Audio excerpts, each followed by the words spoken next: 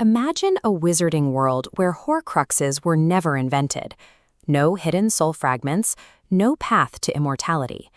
In the original timeline, Voldemort's safety net allowed him to wage an open reign of terror. He could afford to be reckless because his soul was anchored to the world, making him appear unstoppable to his followers and enemies alike. This risk assessment matrix shows how mortality would shift his strategy. Knowing a single mistake results in permanent death, Immortal Voldemort operates in the low-risk, high-secrecy quadrant. He must prioritize political manipulation and shadow ops over the high-visibility terror of the original timeline. Despite this caution, his core belief in his own superiority remains.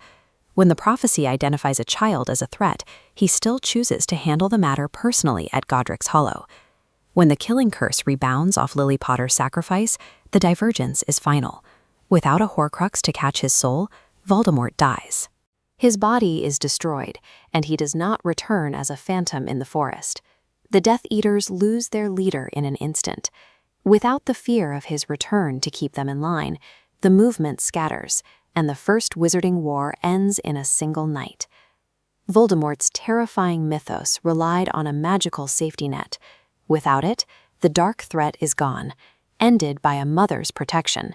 Harry Potter survives, and while his lightning bolt scar stung a soul fragment inside Harry, he never learns to speak Parseltongue, and he is spared the mental connection and visions that defined his original childhood. When Harry eventually arrives at Hogwarts, he enters a school that isn't waiting for a war to resume. He is free to focus on his education rather than his survival. The list of disasters that never happen is long. There is no possessed professor in the first year, no reopening of the Chamber of Secrets, no graveyard resurrection, and no hunt for soul fragments. Harry trades his cosmic destiny for the life of a regular student, navigating Quidditch matches and school rivalries instead of a fight for his life. This shift extends the lifespans of the Wizarding World's protectors, keeping the mentors of the older generation in play. Severus Snape is liberated from his role as a double agent. With no Dark Lord to return to, he remains a professor at Hogwarts, carrying his history but no longer living under a death sentence. The absence of post-war chaos allows the Ministry to focus on domestic justice. The true story of Peter Pettigrew comes to light sooner, clearing Sirius Black's name and allowing Remus Lupin to find a stable place in society. The most significant change, however, involves Albus Dumbledore. In the original timeline, Dumbledore dies because of a lethal curse placed on Marvolo Gaunt's ring, a curse designed to protect it as a Horcrux. Because that ring was never turned into a soul container, it remains a simple, uncursed heirloom.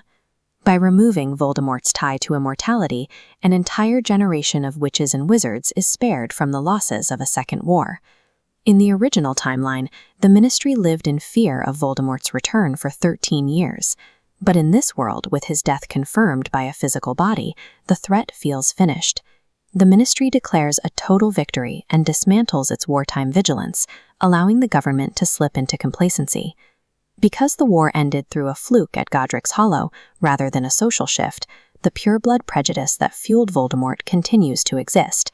It remains unaddressed, hidden beneath a surface of peace and bureaucratic corruption. This power structure shows the result of Voldemort's sudden exit. His monolithic empire shatters into dozens of independent, decentralized extremist cells. Instead of a single monster, a network of human radicals embeds themselves within the Ministry itself, using government complacency as a shield. Voldemort's fear of death created the path to his own destruction. Every soul fragment he created to ensure his survival only fueled the conflict that led him to that nursery in Godric's Hollow. If he had accepted his own mortality from the start, he likely would have avoided the high-risk magical risks of his first rise. He could have used his charisma to dismantle the wizarding world from within, remaining a mortal yet entrenched political figure. True power does not come from defying death, but from the choices we make within the limits of a mortal life. If you liked this story, check out the next video on your screen. Subscribe for more stories like this, and press the bell so you don't miss any.